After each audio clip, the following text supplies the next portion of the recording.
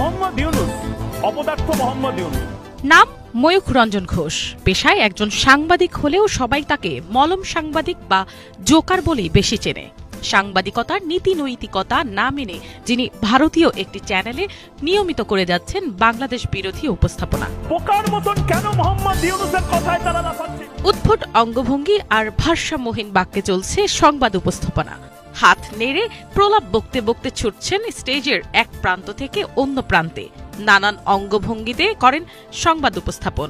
এ ধরনের উদ্ভট উপস্থাপনা এরই মধ্যে সামাজিক মাধ্যমে হচ্ছে ব্যাপক ট্রল, সমালোচনার মুখে পড়ে। কিন্তু তারপরেও থেমে নেই ভারতীয় এই মলম সাংবাদিক ময়ূখ। বাংলাদেশ থাকবে না, আবার কখনো মিউ মিউ করে উপস্থাপনা করে ময়ূখ রঞ্জন ঘোষের নিয়মিত উত্তেজিত থাকার কারণ কি শুধুই টেলিভিশন রেটিং পয়েন্ট, টিআরপি বাড়ানো, নাকি বাংলাদেশ বিষেদ, নাকি অন্য কোনো এজেন্ডা? ময়ূখ বর্তমানে ভারতীয় টিভি চ্যানেল রিপাবলিক বাংলায় সিনিয়র এডিটর এবং ইনপুট প্রধান হিসেবে কর্মরত। ময়ূখ রঞ্জন ঘোষের উপস্থাপনা দর্শকদের একাংশের কাছে বিনোদনমূলক মনে হলেও অনেকের মতে এটি সাংবাদিকতার প্রকৃত মান ও গুরুত্বকে ক্ষুণ্ণ করে। তার অস্বাভাবিক উপস্থাপনা শৈলী পশ্চিমবঙ্গ এবং বাংলাদেশের সংবাদ জগতে একটি হাস্যকর নতুন ধারার সৃষ্টি করেছে। এটি মূলত চমকপ্রদ এবং অস্বাভাবিক সংবাদ পরিবেশনার ওপর ভিত্তি করে তৈরি বলেও মনে করছেন অনেকে।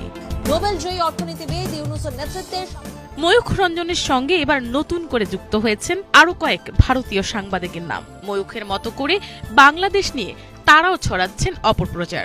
বিশ্বের ১০০ প্রভাবশালীর তালিকায় ডক্টর ইউনূসের নাম থাকলেও কেন ভারতের কারো নাম নেই, এই খবর যেন ময়ূখের অনুকরণ করেই উপস্থাপন করলেন ভারতের আরেক সাংবাদিক প্রিয়াঙ্কা চৌধুরী।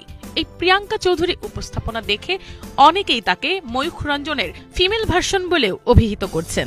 মোহাম্মদ ইউনূসের নাম রয়েছে, কিন্তু ভারতীয় এই সাংবাদিকের এ ধরনের উপস্থাপনা কি শুধু বাংলাদেশের প্রতি বিদ্বেষ, নাকি অন্য কোনো এজেন্ডা, তা নিয়ে সামাজিক মাধ্যমে চলছে ব্যাপক বিশ্লেষণ। তার এ ধরনের উপস্থাপনাকে অতিরঞ্জিত, নাটকীয় ও উদ্দেশ্য প্রণোদিত বলছেন অনেকেই। মিনালা দিবা, বাংলাভিশন, ঢাকা।